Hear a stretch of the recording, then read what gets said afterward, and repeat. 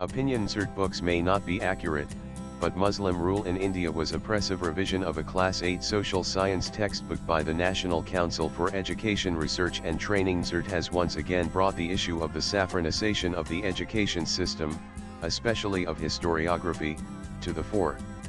While the new NCERT outlook may be colored with the ideological tilt of the ruling coalition, its opponents are not exactly impartial in their criticism. The book, Exploring Society Indian and Beyond, informs students about the Sultanate and Mughal periods.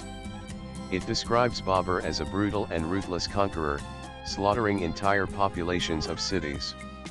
Akbar, termed as a blend of brutality and tolerance, fares a shade better.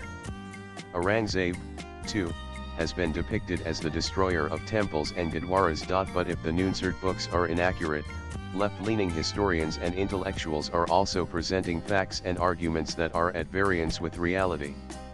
For instance, the most visible public historian, Dr. Ruchika Sharma, has claimed that the jizya tax was not used to spread Islam. But Firoz Shah Tughlaq, who ruled during 135,188, wrote in his autobiography, "I encouraged my infidel subjects to embrace the religion of the Prophet, and I proclaimed that everyone who repeated the creed and became a Muslim should be exempt from the jizya or poll tax." Information of this came to the ears of the people at large, and great numbers of Hindus presented themselves, and were admitted to the honor of Islam. Thus they came forward day by day from every quarter, and adopting the faith, were exonerated from the jizya, and were favored with presents and honors. It was not just that the jizya was discriminatory, how it was collected was also humiliating. The taxpayer was ordered to offer the money.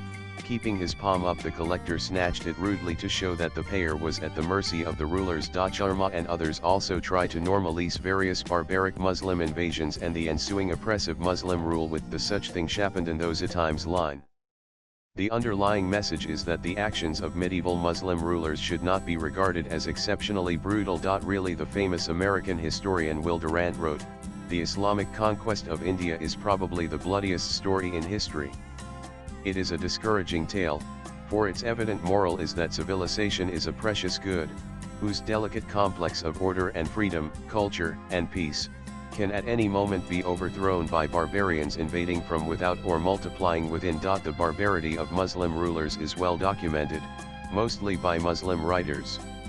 Consider Taimur 13361405, Central Asia's jihadist conqueror. I reproduce the sack of Delhi December 1398 in his own words. 1 lakh Hindus were slaughtered in the massacre. The following passage is from his memoirs, Malfuzati Demuri, quoted from him Eliot and J. Dowson, The History of India as told by its own historians. On the 16th of the month, when the soldiers proceeded to apprehend the Hindus and Gabras Parsis who had fled to the city, many of them drew their swords and offered resistance. The flames of strife were thus lighted and spread through the whole city from Haha and Paina and Sara to Old Dila, burning up all it reached. The savage Turks fell to killing and plundering.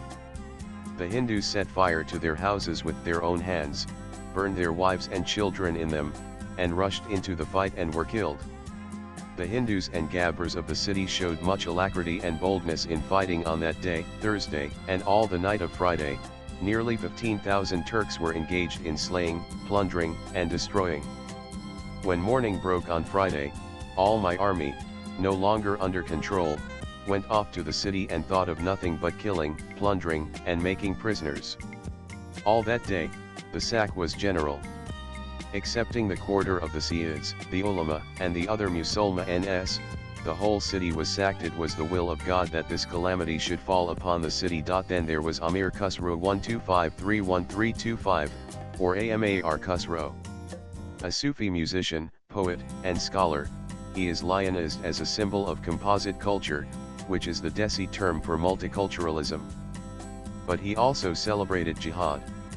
As the historian Sitaram Goyal wrote, Amir Khusro describes with great glee how the heads of Brahmins danced from their necks and fell to the ground at their feet, along with those of the other infidels whom Malik Kafur had slaughtered during the sack of the temples at Chidambaram. Goyal has quoted passages from Khusro, like, when the royal army of Alauddin Khalji reached that province Gujarat, it won a victory after great slaughter. The army of Islam broke the idols at Somnath, and the biggest idol was sent to the court of the Sultan. This is Khusruth, icon of interreligious faith.